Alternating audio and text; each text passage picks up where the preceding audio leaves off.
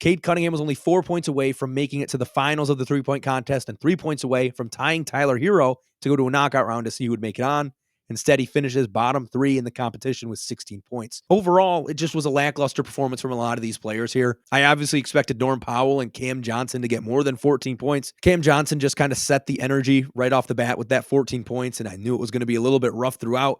But then we did see those higher performances from Darius Garland, Buddy Hield in those 20s, and even a 31 from Buddy Hield. Especially after last year's ballistics we saw in the three-point contest, this was a little bit lackluster. And on the shot chart, if you just looked at the last 3 categories, the corner, wing, and top key, he was excellent in those. And if he kept that pace, he could have been in the 20s. It's not showing his first rack, which was the corner. I believe he only made 1 as well.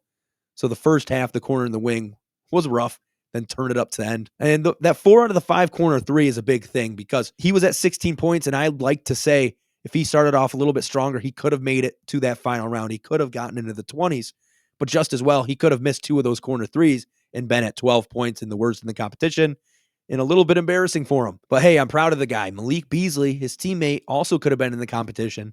And the Pistons haven't had a lot of representation at this event. And there's not a lot of history for Detroit Pistons in this event. No one has won. You've seen Joe Dumars, Allen Houston, Big Shot Billups, Rip Hamilton, the mid-range master. I couldn't find a score, but I'd really be curious how his compared to Cade Cunningham there. Being known as elite mid-range scorers and elite scorers, but maybe a little bit rougher on the edges when it comes to the three-point ball at this point. I've been seeing a lot of hate online for Cade Cunningham's performance. Obviously, it was rough in the first half, turned it up in the second half of the event, but he was not last, and he also has a chance to redeem himself. I'm using air quotes if you're not watching the video in the All-Star game coming up. Curious what opportunity he's going to have when there's a lot of other guards on his team, Shai Gilgeous-Alexander, Jalen Brunson. But thank you for joining me today talking about the NBA three-point contest. We'll be back with more info about the All-Star game tomorrow.